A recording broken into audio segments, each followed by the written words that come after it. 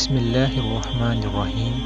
سورۃ البقرہ کی آیت نمبر 122 اور رکوع نمبر 15 کے آغاز سے اللہ رب العالمین حضرت ابراہیم علیہ السلام کے واقعات کے متعلق مسلمانوں کو آگاہ فرما رہے ہیں۔ اس لیے ہم اس نقشے کو غور سے دیکھتے ہیں جو کہ حضرت ابراہیم علیہ السلام کی مہاجرت کو پیش کرتا ہے۔ حضرت ابراہیم علیہ السلام عراق میں ار کے مقام پر پیدا ہوئے۔ آگ کے الاؤ سے بچ نکلنے کے بعد آپ وطن چھوڑ کر پہلے حران یا ہاران تشریف لے گئے، پھر وہاں سے فلسطین کی طرف منتقل ہوئے اور بیت ایل، بیت ہبرون اور بیر شبا میں اپنی دعوت کے مراکز قائم کیے۔ پھر بحر لوط کے مشرق میں اپنے بھتیجے حضرت لوط علیہ السلام کو معمور کیا۔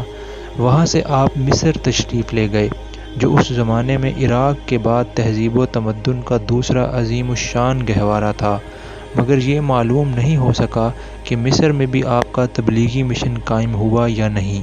اس کے بعد آپ نے حجاز کا رخ کیا اور مکہ میں بیت اللہ تعمیر کر کے اپنے صاحبزادے حضرت اسماعیل علیہ السلام کو اس کی خدمت سپرد کی۔ پھر فلسطین میں ہبرون کو اپنا مستقل مرکز بنایا اور یہیں آپ کا انتقال ہوا۔ آپ کے بعد آپ کے دوسرے صاحبزادے حضرت اسحاق علیہ السلام اس مرکز میں آپ کے جانشین ہوئے اور ان سے یہ میراث حضرت یعقوب علیہ السلام کو پہنچی۔ اے بنی اسرائیل، یاد کرو میری وہ نعمت جس سے میں نے تمہیں نوازا تھا، اور یہ کہ میں نے تمہیں دنیا کی تمام قوموں پر فضیلت دی تھی، اور ڈرو اس دن سے جب کوئی کسی کے ذرا کام نہ آئے گا، نہ کسی سے فدیہ قبول کیا جائے گا، نہ کوئی سفارش ہی آدمی کو فائدہ دے گی، اور نہ مجرموں کو کہیں سے کوئی مدد پہنچ سکے گی۔ یہاں سے ایک دوسرا سلسلہ تقریر شروع ہوتا ہے جسے سمجھنے کے لیے حسب ذیل امور کو اچھی طرح ذہن نشین کر لینا چاہیے۔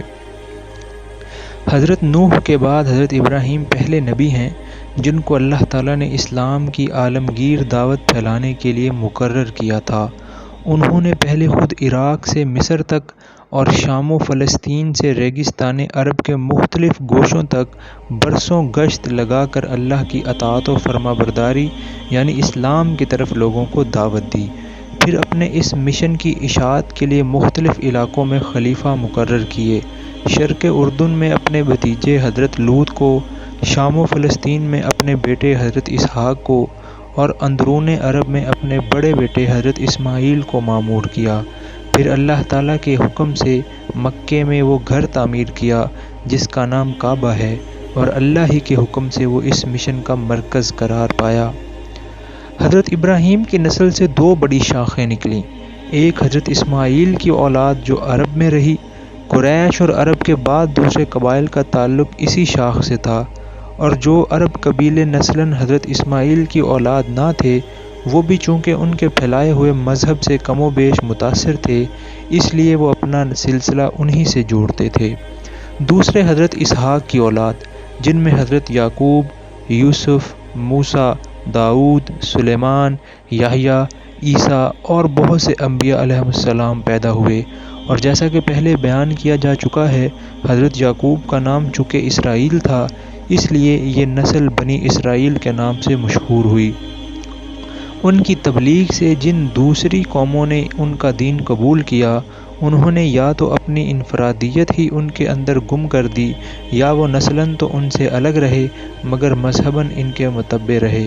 اسی شاخ میں جب پستی و تنزل کا دور آیا تو پہلے یہودیت پیدا ہوئی اور پھر عیسائیت نے جنم لیا۔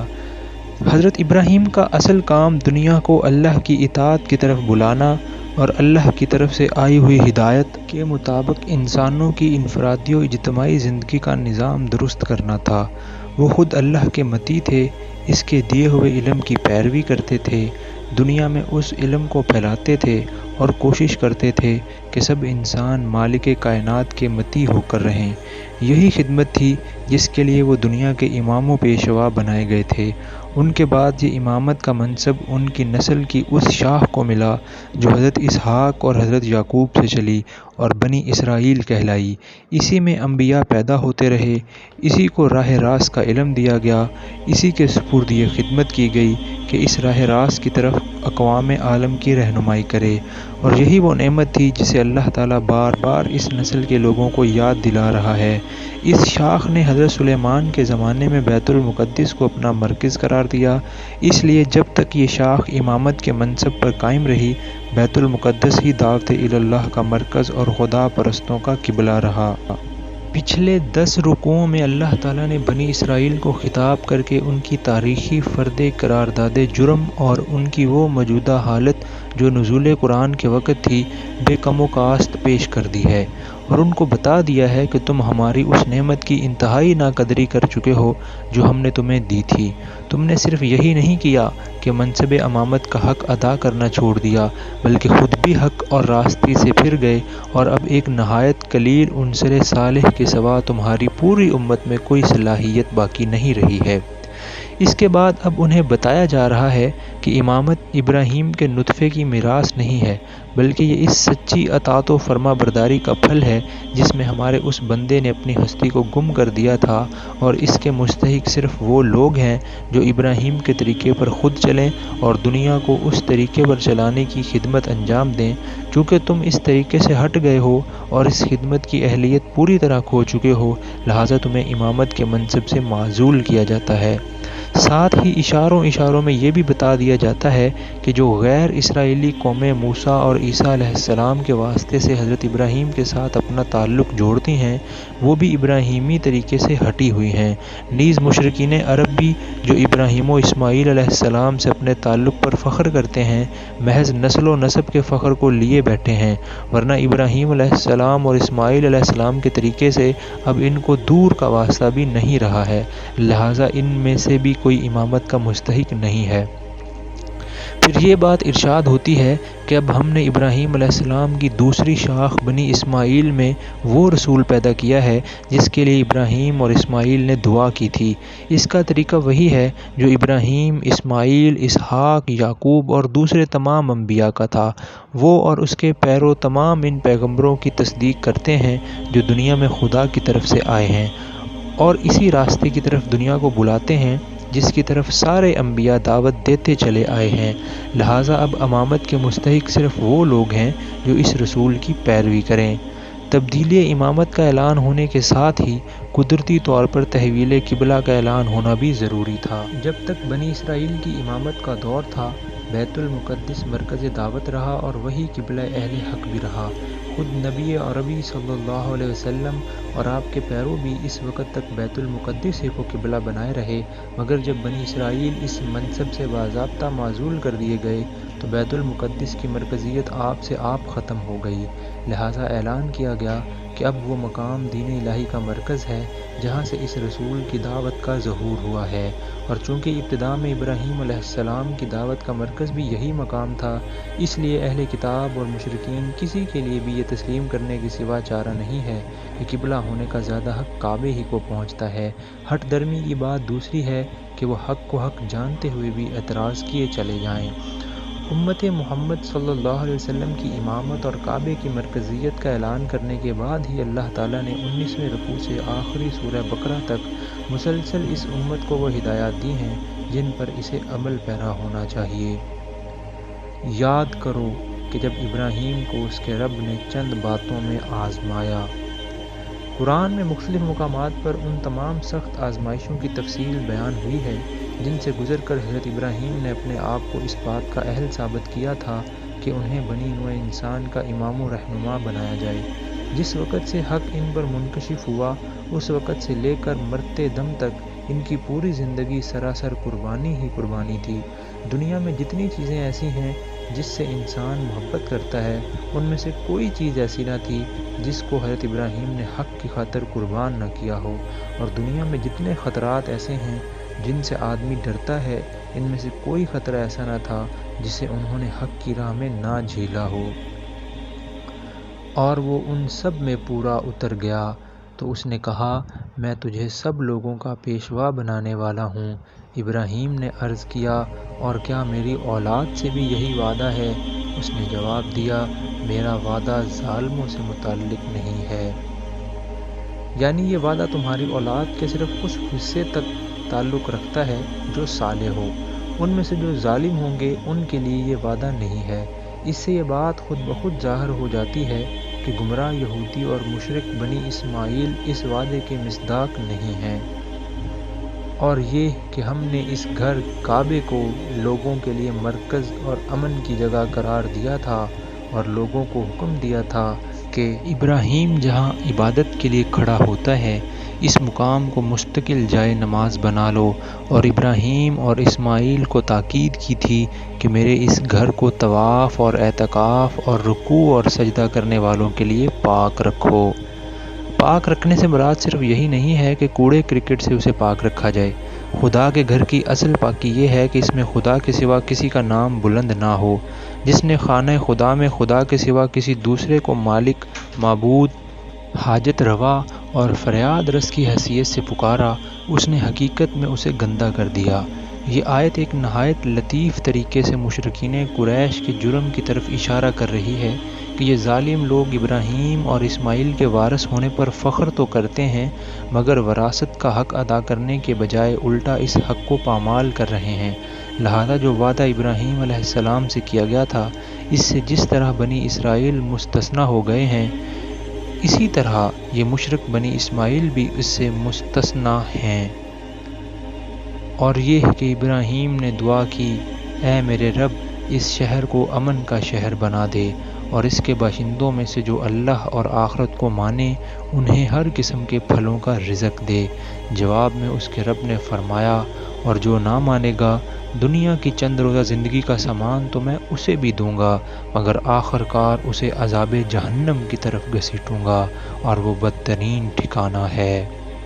حضرت ابراہیم علیہ السلام نے جب منصب امامت کے متعلق پوچھا تو ارشاد ہوا تھا کہ اس منصب کا وعدہ تمہاری اولاد کے صرف مومن و صالح لوگوں کے لیے ہے، ظالم اس سے مستثنیٰ ہیں۔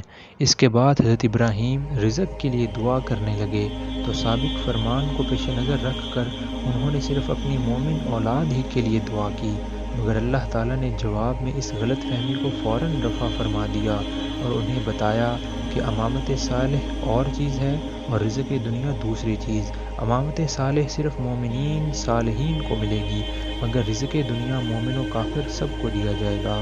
اس سے یہ بات خود بخود نکل آئی کہ اگر کسی کو رزق دنیا فراوانی کے ساتھ مل رہا ہو تو وہ اس غلط فہمی میں نہ پڑے کہ اللہ اس سے راضی بھی ہے اور وہی خدا کی طرف سے پیشوائی کا مستحق بھی ہے۔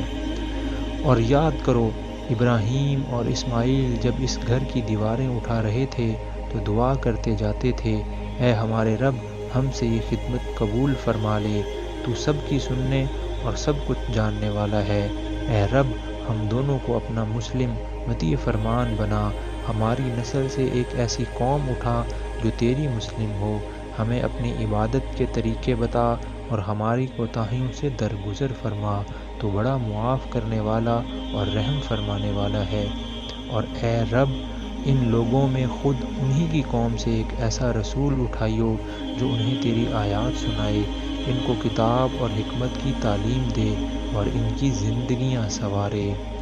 زندگی سنوارنے میں خیالات، اخلاق، عادات، معاشرت، تمدن، سیاست، غرض ہر چیز کو سنوارنا شامل ہے۔ تو بڑا مقتدر اور حکیم ہے۔ اس سے یہ بتانا مقصود ہے کہ محمد صلی اللہ علیہ وسلم کا ظہور دراصل حضرت ابراہیم علیہ السلام کی دعا کا جواب ہے۔ اب کون ہے جو ابراہیم کے طریقے سے نفرت کرے، جس نے خود اپنے آپ کو حماقت و جہالت میں مبتلا کر لیا ہو؟ اس کے سوا کون یہ حرکت کر سکتا ہے؟ ابراہیم تو وہ شخص ہے جس کو ہم نے دنیا میں اپنے کام کے لیے چن لیا تھا اور آخرت میں اس کا شمار صالحین میں ہوگا۔ اس کا حال یہ تھا کہ جب اس کے رب نے اس سے کہا مسلم ہو جا۔ مسلم وہ جو خدا کے آگے سر اطاعت خم کر دے، خدا ہی کو اپنا مالک، آقا، حاکم اور معبود مان لے، جو اپنے آپ کو بالکل یا خدا کے سپرد کر دے اور اس ہدایت کے مطابق دنیا میں زندگی بسر کرے جو خدا کی طرف سے آئی ہو۔ اس عقیدے اور اس طرز عمل کا نام اسلام ہے، اور یہی تمام انبیاء کا دین تھا جو ابتدائے آفرینش سے دنیا کے مختلف ملکوں اور قوموں میں آئے۔ تو اس نے فوراً کہا، میں مالک کائنات کا مسلم ہو گیا۔ اسی طریقے پر چلنے کی ہدایت اس نے اپنی اولاد کو کی تھی، اور اسی کی وصیت یعقوب اپنی اولاد کو کر گیا۔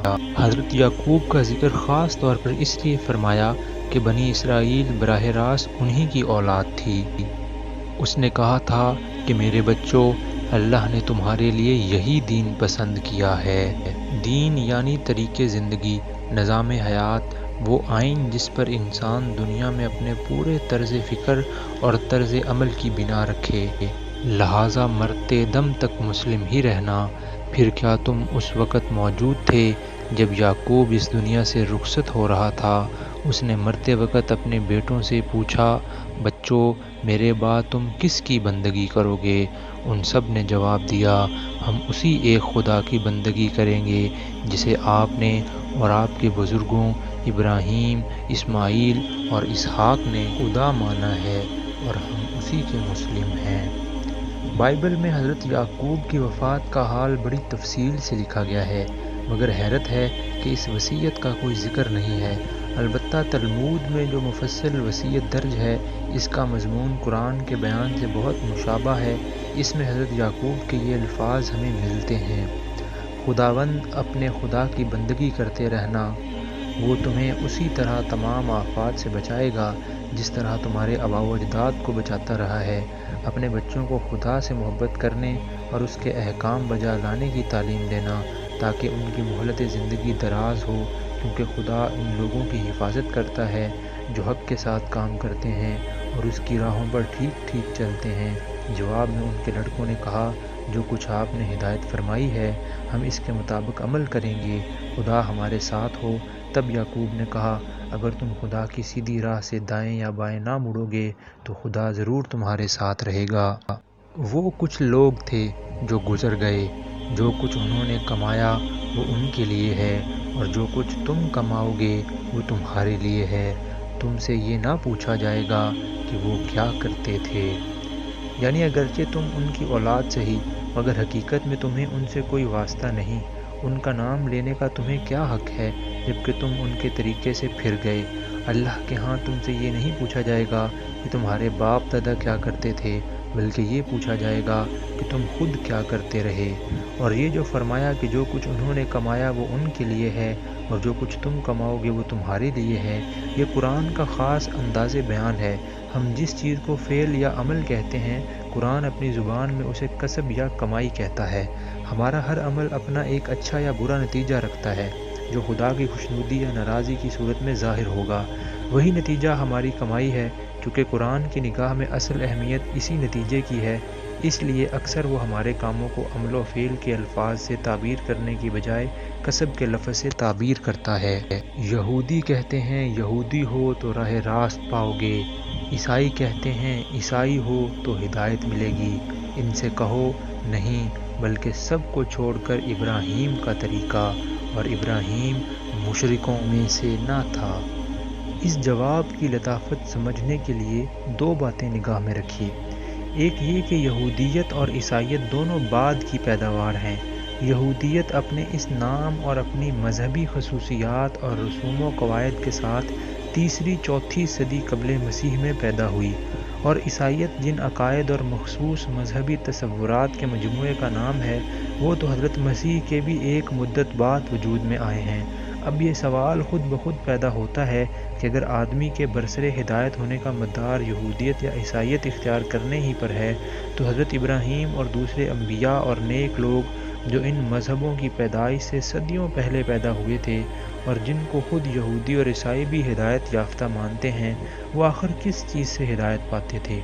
ظاہر ہے کہ وہ یہودیت اور عیسائیت نہ تھی۔ لہذا یہ بات آپ سے آپ واضح ہو گئی کہ انسان کے ہدایت یافتہ ہونے کا مدار ان مذہبی خصوصیات پر نہیں ہے جن کی وجہ سے یہودی اور عیسائی وغیرہ مختلف فرقے بنے ہیں، بلکہ دراصل اس کا مدار اس عالمگیر صراط مستقیم کے اختیار کرنے پر ہے جس سے ہر زمانے میں انسان ہدایت پاتے رہے ہیں۔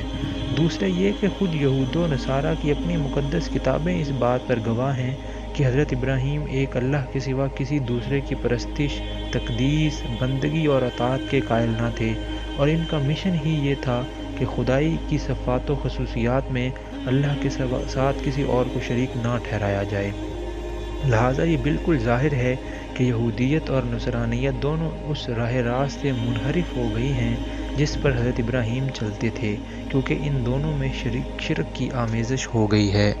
مسلمانوں، کہو کہ ہم ایمان لائے اللہ پر اور اس ہدایت پر جو ہماری طرف نازل ہوئی ہے اور جو ابراہیم، اسماعیل، اسحاق، یعقوب اور اولاد یعقوب کی طرف نازل ہوئی تھی، اور جو موسیٰ اور عیسیٰ اور دوسرے تمام پیغمبروں کو ان کے رب کی طرف سے دی گئی تھی۔ ہم ان کے درمیان کوئی تفریق نہیں کرتے اور ہم اللہ کے مسلم ہیں۔ پیغمبروں کے درمیان تفریق نہ کرنے کا مطلب یہ ہے کہ ہم ان کے درمیان اس لحاظ سے فرق نہیں کرتے کہ فلاں حق پر تھا اور فلاں حق پر نہ تھا، یا یہ کہ ہم فلاں کو مانتے ہیں اور فلاں کو نہیں مانتے۔ ظاہر ہے کہ خدا کی طرف سے جتنے پیغمبر بھی آئے ہیں سب کے سب ایک ہی صداقت اور ایک ہی راہ راست کی طرف بلانے آئے ہیں، لہذا جو شخص صحیح معنی میں حق پرست ہے اس کے لیے تمام پیغمبروں کو برحق تسلیم کیے بغیر چارہ نہیں۔ جو لوگ کسی پیغمبر کو ماننے اور کسی کا انکار کرتے ہیں وہ حقیقت میں اس پیغمبر کے بھی پیرو نہیں ہیں جسے وہ مانتے ہیں، کیونکہ انہوں نے دراصل اس عالمگیر صراط مستقیم کو نہیں پایا ہے جسے حضرت موسیٰ یا عیسیٰ یا کسی دوسرے پیغمبر نے پیش کیا تھا، بلکہ وہ محض باپ دادا کی تقلید میں ایک پیغمبر کو مان رہے ہیں۔ ان کا اصل مذہب نسل پرستی کا تعصب اور آباء و اجداد کی اندھی تقلید ہے، نہ کہ کسی پیغمبر کی پیروی۔ پھر اگر وہ اسی طرح ایمان لائیں جس طرح تم لائے ہو تو ہدایت پر ہیں، اور اگر اس سے منہ پھیریں تو کھلی بات ہے کہ وہ ہٹ درمی میں پڑ گئے ہیں۔ لہٰذا اطمینان رکھو کہ ان کے مقابلے میں اللہ تمہاری حمایت کے لیے کافی ہے، وہ سب کچھ سنتا اور جانتا ہے۔ کہو اللہ کا رنگ اختیار کرو، اس کے رنگ سے اچھا اور کس کا رنگ ہوگا۔ اس آیت کے دو ترجمے ہو سکتے ہیں، ایک یہ کہ ہم نے اللہ کا رنگ اختیار کر لیا، دوسرے یہ کہ اللہ کا رنگ اختیار کرو۔ مسیحیت کے ظہور سے پہلے یہودیوں کے ہاں یہ رسم تھی کہ جو شخص ان کے مذہب میں داخل ہوتا اسے غسل دیتے تھے، اور اس غسل کے معنی ان کے ہاں یہ تھے کہ گویا اس کے گناہ دھل گئے اور اس نے زندگی کا ایک نیا رنگ اختیار کر لیا۔ یہی چیز بعد میں مسیحیوں نے اختیار کر لی اور اس کا اصطلاحی نام ان کے ہاں استباغ ہے، اور یہ استباغ نہ صرف ان لوگوں کو دیا جاتا ہے جو ان کے مذہب میں داخل ہوتے ہیں بلکہ بچوں کو بھی دیا جاتا ہے۔ اس کے متعلق قرآن کہتا ہے، اس رسمی استباغ میں کیا رکھا ہے؟ اللہ کا رنگ اختیار کرو جو کسی پانی سے نہیں چڑھتا بلکہ اس کی بندگی کا طریقہ اختیار کرنے سے چڑھتا ہے، اور ہم اسی کی بندگی کرنے والے لوگ ہیں۔ اے نبی، ان سے کہو کیا تم اللہ کے بارے میں ہم سے جھگڑتے ہو حالانکہ وہی ہمارا رب بھی ہے اور تمہارا رب بھی؟ یعنی ہم یہی تو کہتے ہیں کہ اللہ ہی ہم سب کا رب ہے اور اسی کی فرما برداری ہونی چاہیے۔ کیا یہ بھی کوئی ایسی بات ہے کہ اس پر تم ہم سے جھگڑا کرو؟ جھگڑے کا اگر کوئی موقع ہے بھی تو وہ ہمارے لیے ہے، نہ کہ تمہارے لیے، کیونکہ اللہ کے سوا دوسروں کو بندگی کا مستحق تم ٹھہرا رہے ہو، نہ کہ ہم۔ اتحاجوننا فی اللہ کا ایک ترجمہ یہ بھی ہو سکتا ہے کہ کیا تمہارا جھگڑا ہمارے ساتھ فی سبیل اللہ ہے؟ اس صورت میں مطلب یہ ہوگا کہ اگر واقعی تمہارا یہ جھگڑا نفسانی نہیں ہے بلکہ خدا واسطے کا ہے تو یہ بڑی آسانی سے طے ہو سکتا ہے۔ ہمارے اعمال ہمارے لیے ہیں، تمہارے اعمال تمہارے لیے، اور ہم اللہ ہی کے لیے اپنی بندگی کو خالص کر چکے ہیں۔ یعنی تم اپنے اعمال کے ذمہ دار ہو اور ہم اپنے اعمال کے۔ تم نے اگر اپنی بندگی کو تقسیم کر رکھا ہے اور اللہ کے ساتھ دوسروں کو بھی خدائی میں شریک ٹھہرا کر ان کی پرستش اور اطاعت بجا لاتے ہو تو تمہیں ایسا کرنے کا اختیار ہے، اس کا انجام خود دیکھ لو گے۔ ہم تمہیں زبردستی اس سے روکنا نہیں چاہتے، لیکن ہم نے اپنی بندگی، اطاعت اور پرستش کو بالکل اللہ ہی کے لیے خالص کر دیا ہے۔